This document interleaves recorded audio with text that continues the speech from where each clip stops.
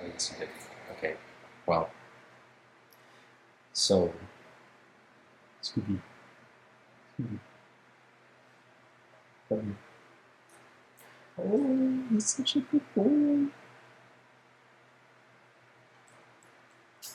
Um, yeah. Okay. So relationships are very complicated, right? I have personally had a very complicated relationship with people, many different people, whether they be friends or potential romantic interests, even family. And I think what has allowed me to gain a better understanding of how these interpersonal dynamics work is nicotine.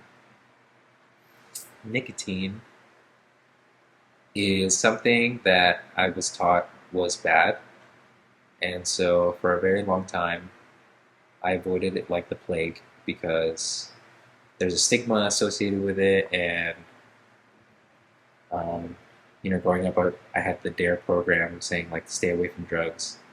But funny enough, even though I stayed away from them, they kind of just found their way to me, um, either from the people that I interacted with or the situation that I put myself in. So I abhorred smoking for a very long time because my father smoked a lot because he worked a really stressful job, and I didn't like the fact that it kind of took him away from me. I didn't really get to spend as much time with him. And I would also see the frustration on his face when he wouldn't be able to smoke.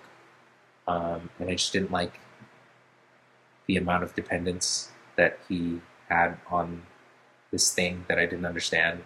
And it smelled bad too. Like, I didn't get that. So, cue me, like 15 years later, finding um, myself embarking on an experiment where I had the idea that, well, since my dad started smoking when he was young, I wonder what I could derive from the experience of smoking. And I understood I had to go through that myself. And aside from the, I guess, positive side effects of nicotine, I definitely saw a lot of negatives. There have definitely been instances where I feel like short of breath, or I have a really phlegmy cough. But another thing I noticed is that I started to use my nicotine use as a metric for gauging how I was feeling throughout the day. And a lot of the time, if I went for my vape, so right now, I'm fighting a very strong urge to get my vape because I feel very anxious being on camera. Um, Even though I want to be an actor, which is really weird. But, um, okay, you know what? I'm going to do it. Let's just edit this out. Okay. So I found myself um, wanting to vape whenever I feel anxious, but I also use that as an opportunity to pinpoint emotions that I was feeling that I wasn't necessarily comfortable expressing. And as much as I have benefited from this experiment of sorts, I definitely would recommend this to anyone because addiction sucks, and it's not. There are for sure better ways to figure things out and plan things to work in your favor. But at this point, I've also gained a greater understanding of why people are drawn to this drug. And I think it's because it there's a surprising amount of community amongst the people that I know now that smoke. Ever since I started smoking, I kind of gained this like membership of sorts to these social gatherings, and there's a very communal aspect that I kind of have missed through interacting with people. But I've also found this commonality in people who are artistic that seem to have like a multitude of vices, whether it be alcohol or other drugs.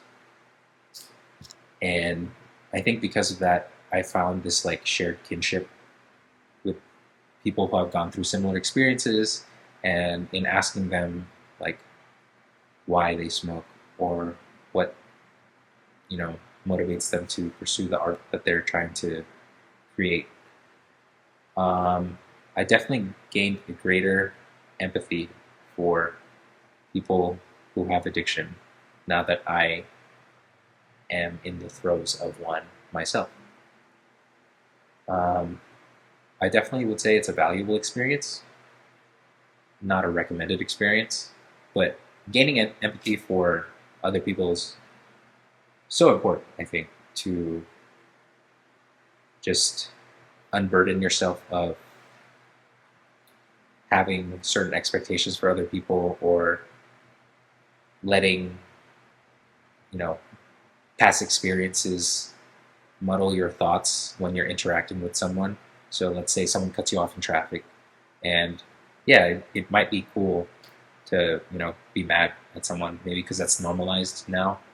But I find that if I just understand that that person is having a separate experience from me, my own, and I don't know what they could possibly be going through in their life to make them act that way, then I just feel a lot more relaxed about my current place in life, because I'm starting to realize that in making this objectively bad choice to start using a substance, that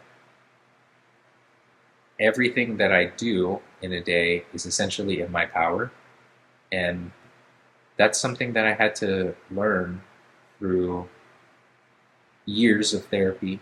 But thankfully, in my adult years, I was able to acclimate to these behaviors that, have allowed me to forge stronger bonds with people, because I understand how to spot manipulative people and how to not be manipulative.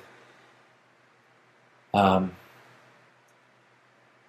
yeah, I think that's basically all I have to say. But this is just a trial video. So if you found anything useful or anything that you'd like to discuss, please do leave a comment. I will make sure to read all of them.